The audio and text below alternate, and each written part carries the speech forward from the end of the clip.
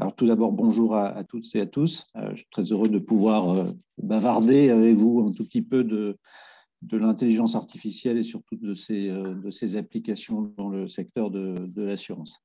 Je vais commencer par vous présenter un peu les enjeux principaux de l'intelligence en assurance avant de me concentrer avec vous sur la question essentielle qui m'a été soumise, qui est celle des enjeux éthiques de l'IA en assurance. Alors, pourquoi l'IA dans l'assurance?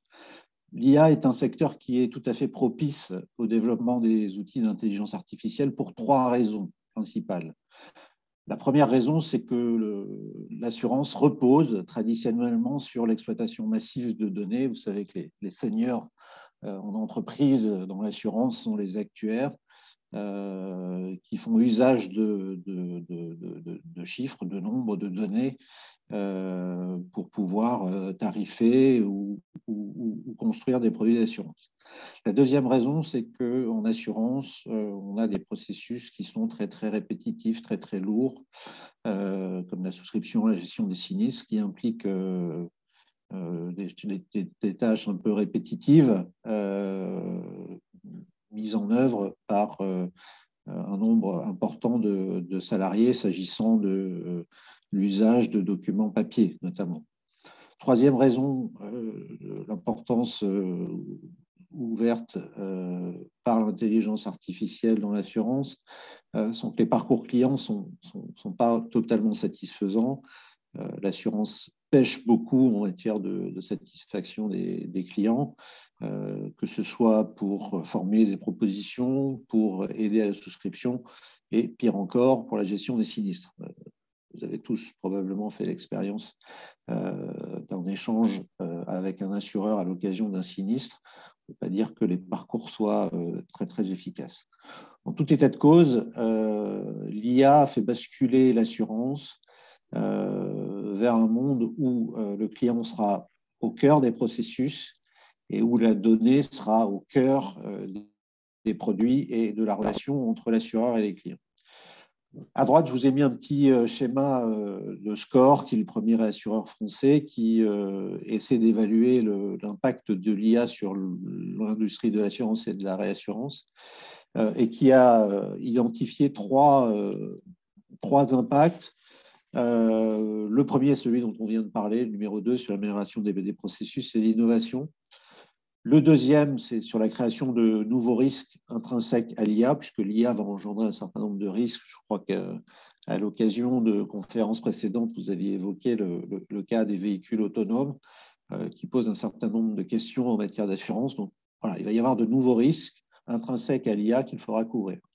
Et troisièmement, comme vous le savez, l'assurance aujourd'hui économiquement est confrontée à une inefficacité qu'on appelle traditionnellement la symétrie d'information, qui consiste à avoir une différence sur le niveau d'information que possède d'un côté l'assuré et de l'autre l'assureur. L'assuré en sait généralement bien plus que l'assureur sur le risque qu'il souhaite couvrir. Et avec les outils d'intelligence artificielle, dont on verra plus concrètement ce qu'ils apportent dans le monde de l'assurance, il y a une probabilité non nulle de renversement de cette asymétrie dans laquelle l'assureur pourrait en savoir plus que l'assuré sur le risque que l'assuré souhaite couvrir.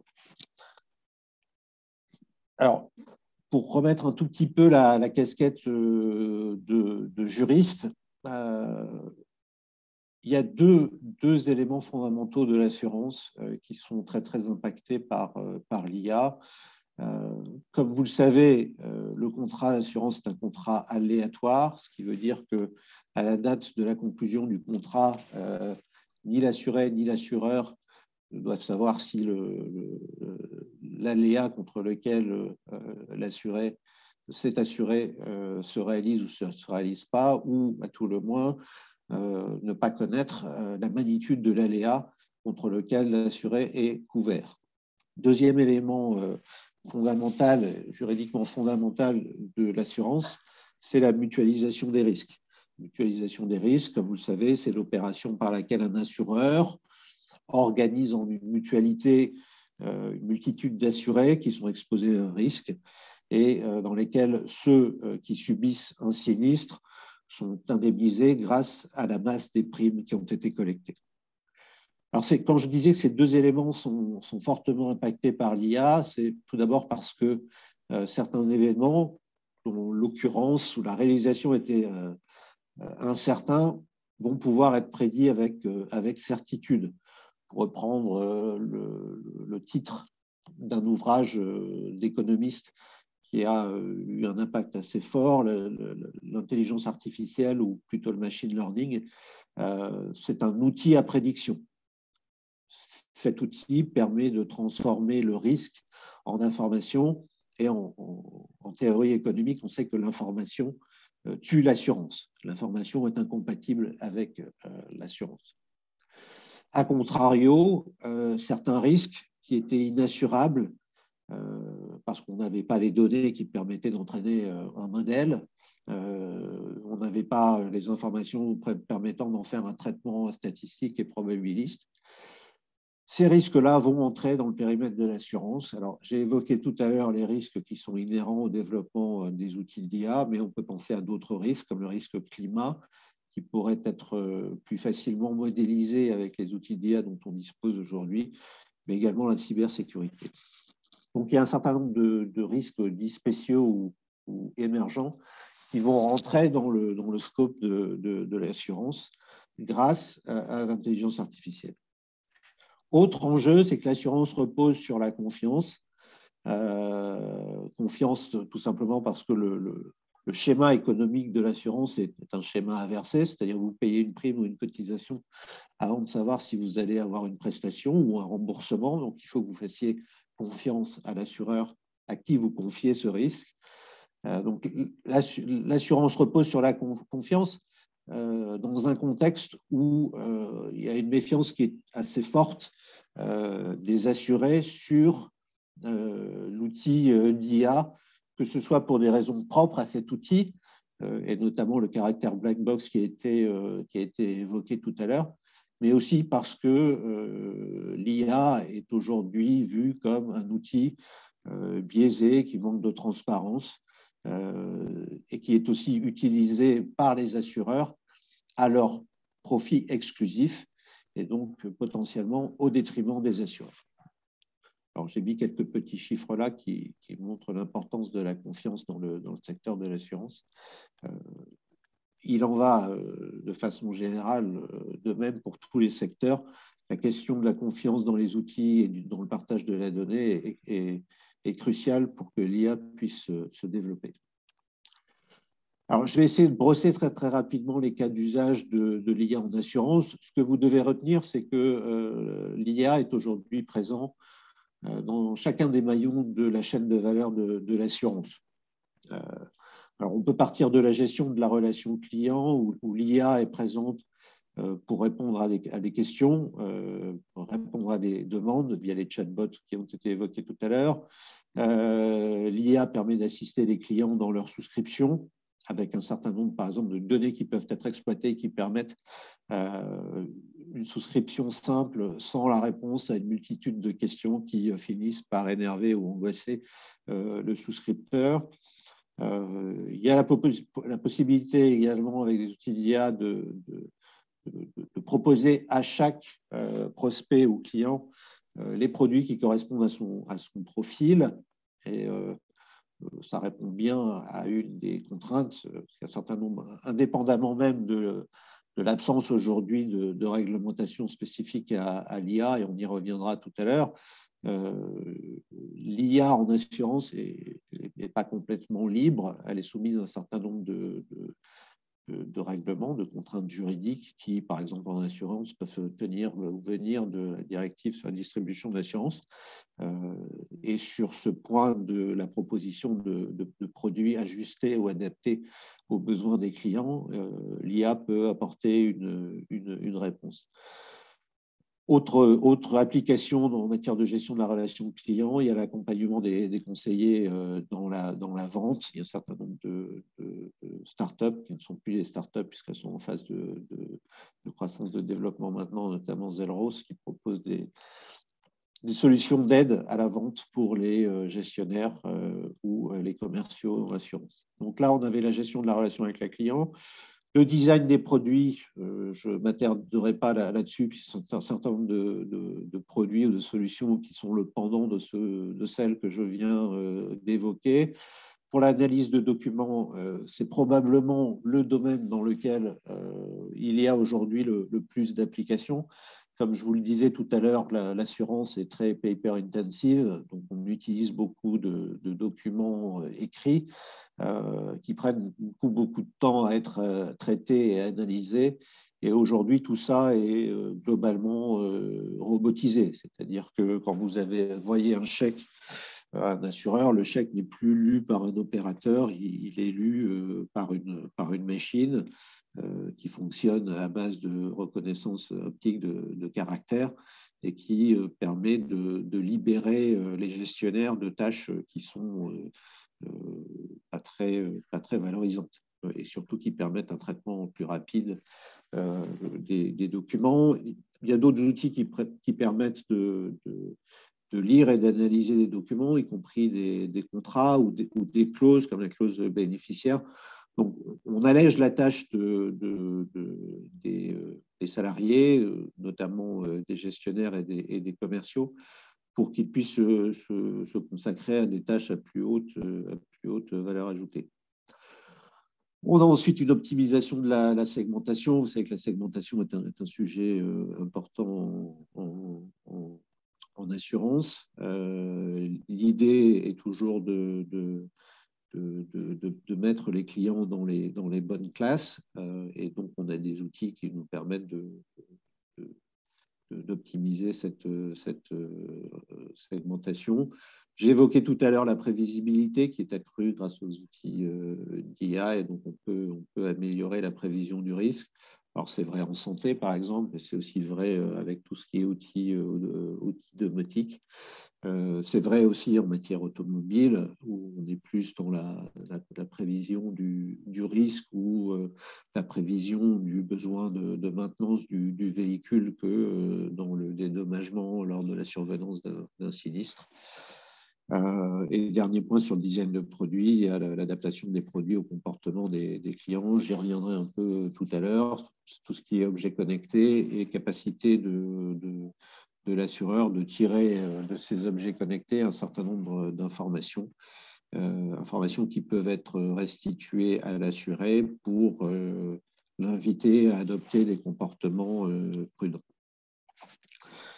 Troisième domaine dans lequel l'IA trouve aujourd'hui application dans l'assurance, c'est la gestion des sinistres.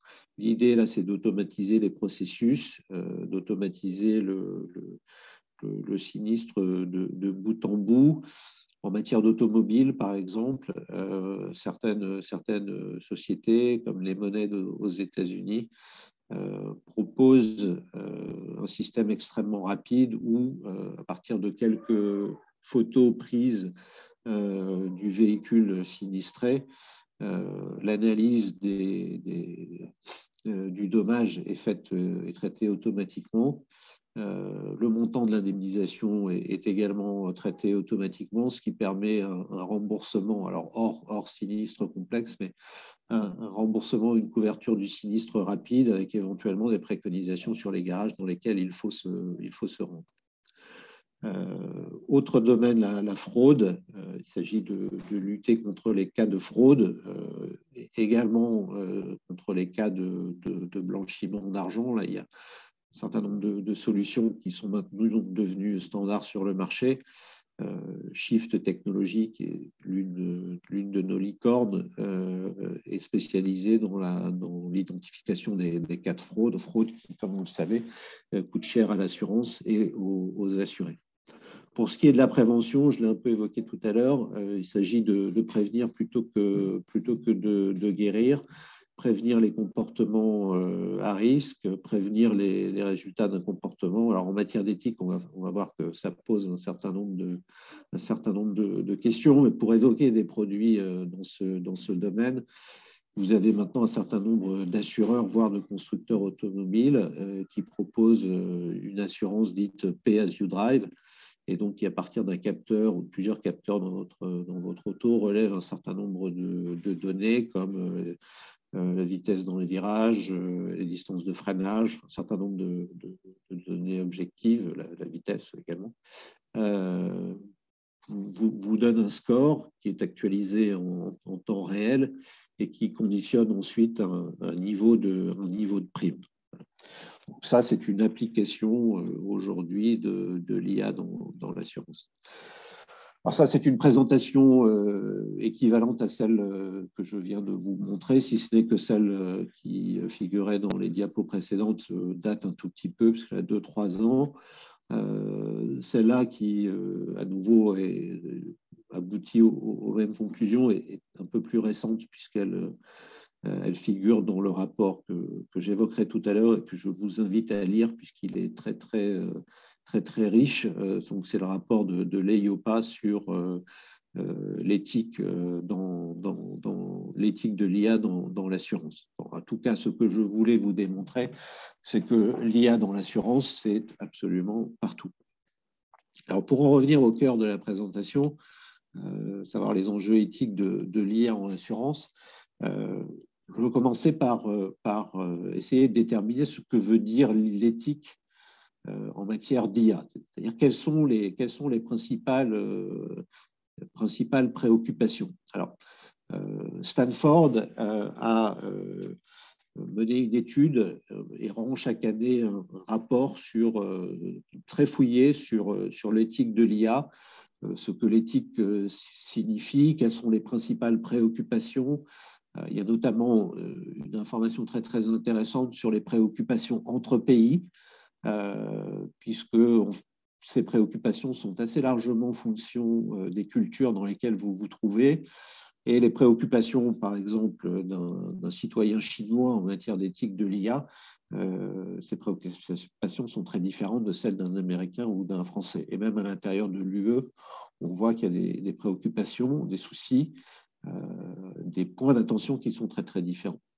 Le diagramme que je vous montre fait un peu la synthèse de tout ça en essayant de déterminer quelles sont les principales questions qui se posent dans la soixantaine de rapports qui ont été publiés sur l'éthique de l'IA. Alors, on voit en première place se situe l'équité. En deuxième place, l'interprétabilité et l'explicabilité. Alors, on verra tout à l'heure la différence entre ces deux termes, même si elle a été abordée par Axel précédemment. Troisième préoccupation, c'est la transparence, qui a un certain nombre de points de recoupement avec l'interprétabilité et l'explicabilité. Le cinquième, ou le quatrième, pardon, c'est la responsabilité. Le cinquième, c'est la préservation des données personnelles. Comme Axel l'indiquait tout à l'heure, l'éthique de l'IA, ça n'est pas qu'un sujet de protection des données. Comme vous avez pu le voir avec les 4 points de préoccupation précédents, ça va bien au-delà de la donnée. Bon, je n'irai pas dans les détails de ceux qui suivent, pour la bonne et simple raison que si on essaie de faire une synthèse de l'ensemble des documents qui ont été produits jusqu'à aujourd'hui, les principaux, et en incluant, même si je ne l'ai pas marqué ici, le projet de règlement du 21 avril 2021, règlement européen sur l'IA. Quand on regarde les principes qui ont été adoptés par l'OCDE, les principes arrêtés par le groupe d'experts qui a été placé auprès de la Commission européenne et qui a rendu 2 rapports sur l'éthique de l'IA. Et enfin, quand on prend en compte également les principes éthiques de la Déclaration de Montréal, alors pourquoi suis-je allé chercher un document canadien? C'est tout simplement parce que cette Déclaration de Montréal a eu un écho international assez important. Montréal est une place très importante en matière d'IA, notamment pour tout ce qui est deep learning, puisque l'un des pères du deep learning est canadien. Également parce que la France avait, avec le Canada, une ambition forte sur le sujet de l'éthique de l'IA. et a envisagé de constituer le pendant en éthique de l'IA du GIEC pour qu'il y ait un organisme gouvernemental, enfin intergouvernemental, de très haut niveau qui puisse proposer des normes en matière d'éthique de l'IA, normes qui seraient applicables à tous les pays qui en font usage. Donc voilà pourquoi j'ai utilisé aussi cette source, la Déclaration de Montréal. Alors, quand on essaie de sortir les principaux socles éthiques auxquels il faut s'intéresser, on en trouve 7. Il y a la solidarité, la responsabilité, l'équité, la transparence, l'autonomie et la vie privée. Alors, pour essayer de rentrer dans chacun de ces, avant de rentrer dans chacun de ces domaines-là, de ces points de préoccupation-là, l'EIOPA a proposé une comparaison entre les travaux du Haut Comité placé auprès de la Commission européenne et les travaux d'EIOPA en matière de principes de gouvernance ou de principes éthiques.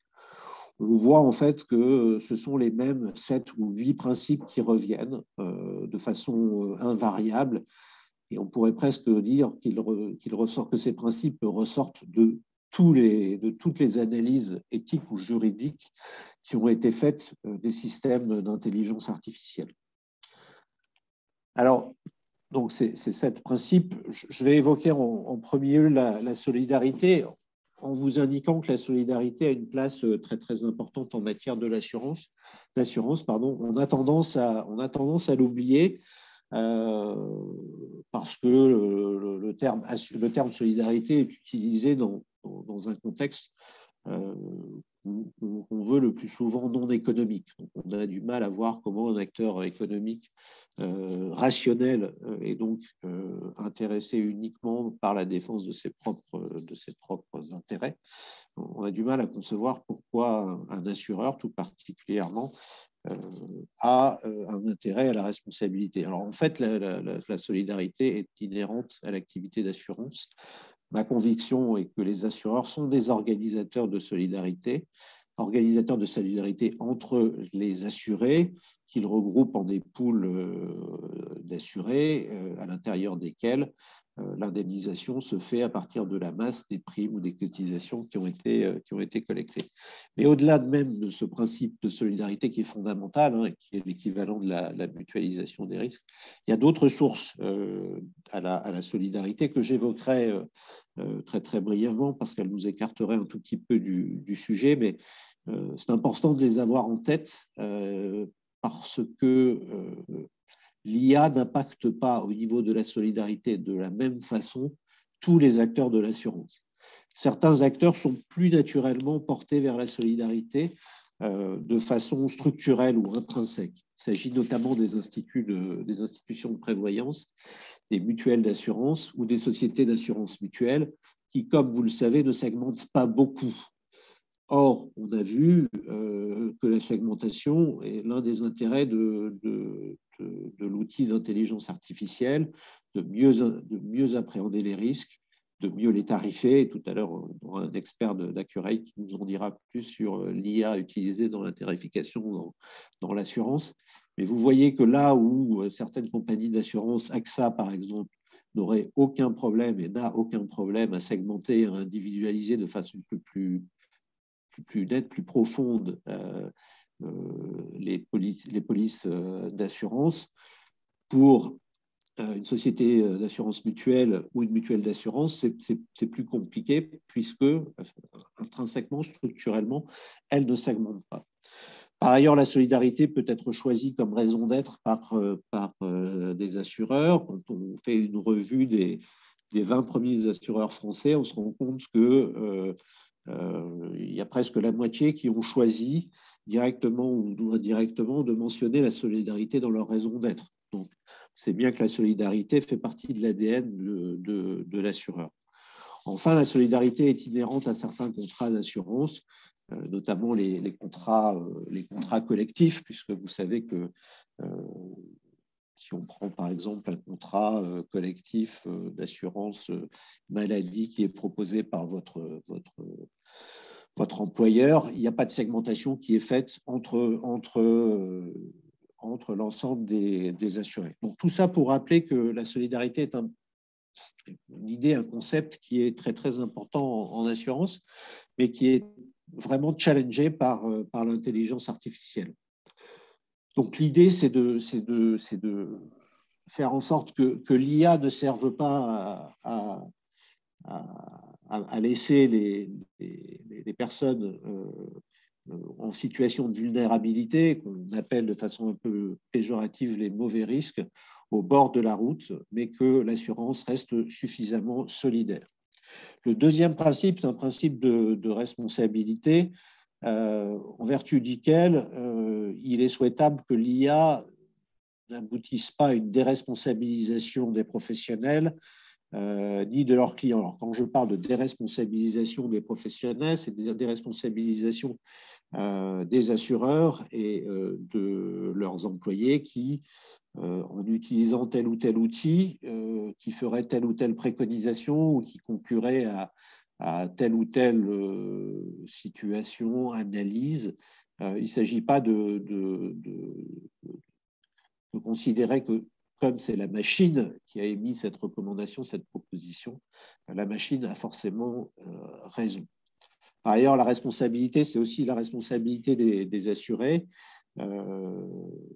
Il s'agit de toujours vérifier que les outils d'intelligence artificielle et notamment les recommandations qui en sont issues ne déresponsabilisent pas totalement l'assuré qui doit rester maître de son comportement et de ses attitudes, même si celles-ci sont susceptibles d'avoir une incidence sur son assurabilité. Je vous invite d'ailleurs à ce sujet à lire, si vous le pouvez, un ouvrage qui est sorti très très récemment, dont l'auteur est Kai Fu Lee, qui est un auteur chinois, peut-être américain également, qui a écrit un certain nombre d'ouvrages à succès et qui essaie de se projeter sur ce que sera l'intelligence artificielle en 2041. Alors, il le fait avec un spécialiste de science-fiction pour essayer de rendre l'ouvrage un peu plus accessible. Et le premier chapitre est consacré à l'assurance et on voit l'importance que peut revêtir ou que pourra revêtir en 2041, si ces prédictions sont justes, l'outil d'intelligence artificielle utilisé par l'assureur qui pourra se trouver érigé comme préconisateur de tous les gestes, de toutes les décisions faites ou prises par un assuré, faits et gestes ou décisions susceptibles d'avoir une incidence sur le risque de l'assuré. Par exemple, dans la petite histoire, dans la petite nouvelle qui constitue ce premier chapitre, l'intelligence artificielle, telle qu'employée par l'assureur, va jusqu'à préconiser les personnes avec lesquelles il est souhaitable de passer du temps ou de fréquenter ou d'avoir des relations d'affaires. Cette même intelligence artificielle va jusqu'à recommander les rues d'une ville qu'il est bon ou pas de fréquenter du fait de leur dangerosité. L'équité, ça a été évoqué tout à l'heure. L'équité, ça consiste à dire que les recommandations des systèmes d'IA doivent être dénuées de tout biais, qu'elles doivent être équitables et justes. L'utilisation des systèmes d'IA doit être faite de façon loyale, pas uniquement au profit de l'assureur, mais également au profit de l'assuré. L'idée générale derrière l'équité, c'est que l'IA doit contribuer à la réalisation d'une société qui est plus juste, plus équitable. Alors, en pratique, ce que ça veut dire, c'est qu'il faut intégrer une réflexion sur l'équité à chaque temps du développement ou de l'exploitation d'un système d'IA. Tout à l'heure, Axel nous a parlé des données d'apprentissage, des données d'exploitation, de la finalité de l'algorithme, enfin un certain nombre d'éléments qu'il s'agit en temps réel d'avoir en tête, puisque comme il l'a dit également tout à l'heure, dès le choix des données, il y a la possibilité d'intégration dans le jeu de données d'informations qui sont biaisées et que le modèle d'IA va généraliser. Donc, à partir de biais qui peuvent être les biais personnels des personnes qui conçoivent le système d'IA, on peut généraliser un certain nombre de règles qui seront préjudiciables à telle ou telle population. Tout ceci implique qu'il faut, lors de la constitution d'un modèle ou l'utilisation d'un système IA, intégrer la diversité des perspectives. C'est pour ça que dans les équipes, concrètement dans les équipes qui travaillent sur des modèles ou qui travaillent au déploiement de systèmes d'IA, on essaie d'avoir des perspectives qui sont différentes. Perspectives à la fois culturelles, mais aussi perspectives professionnelles. Donc, quand on doit travailler sur un projet d'IA, on intègre des sensibilités qui ne sont pas simplement celles de l'ingénieur machine learning ou du data scientist, mais qui sont aussi celles des opérationnels, des juristes, de la conformité, de la gestion des risques. Autre impératif, c'est celui d'interroger régulièrement le caractère équitable et non biaisé des applications de l'IA. Donc, il s'agit une fois que vous avez déployé un modèle, il s'agit de tester régulièrement l'absence de biais ou de discrimination du modèle qui a été déployé donc sur des cas concrets, voir s'il n'y a pas de dérive progressive de modèle vers des choses qui n'avaient pas été comprises ou identifiées comme étant potentiellement des sources de biais ou de discrimination. La transparence, alors la transparence, ça prend, se cache sous plusieurs termes. Ça peut être l'explicabilité, l'intelligibilité. Tout ça peut être rassemblé sous un seul et même terme, mais avoir une portée très très différente en fonction de la personne à laquelle vous adressez. C'est-à-dire l'obligation de transparence. Alors, la transparence n'est probablement pas le bon mot, puisque la transparence semble impliquer la mise sur le marché ou à tout le moins à la connaissance des personnes impliquées, l'intégralité de ce qui constitue un système d'intelligence artificielle, y compris le code. Or, ce n'est pas du tout ce qui est demandé. Donc, il n'y a pas une transparence totale, il ne pourra pas y avoir de transparence totale sur l'outil et son déploiement. Les termes d'explicabilité, d'intelligibilité, voire de justification sont plus pertinents et comme je le disais tout à l'heure, ils prennent une portée différente selon les personnes auxquelles vous vous adressez. S'agissant des assurés, quand on parle d'explicabilité, d'intelligibilité, il s'agit de pouvoir justifier à tout moment des décisions qui sont prises à leur égard. Et là, même si les systèmes d'intelligence artificielle ou les outils peuvent être assez opaques, la question de l'explicabilité est aujourd'hui la question probablement la plus prégnante en matière d'IA éthique et dont fait travailler un certain nombre d'acteurs, y compris les plus grands. On a aujourd'hui des techniques qui permettent d'expliquer les modèles, y compris les modèles les plus complexes, non pas en expliquant les modèles eux-mêmes, mais en expliquant la décision qui ressort du modèle ou en ayant des explications dites locales à des modèles plus globaux. L'explicabilité, la transparence, c'est aussi la possibilité pour un interlocuteur humain, un assuré, à avoir des explications sur la prise en compte des sinistres, sur les prestations, sur le choix qui a été fait de tel ou tel produit qui lui a été proposé. La justification, c'est aussi être en mesure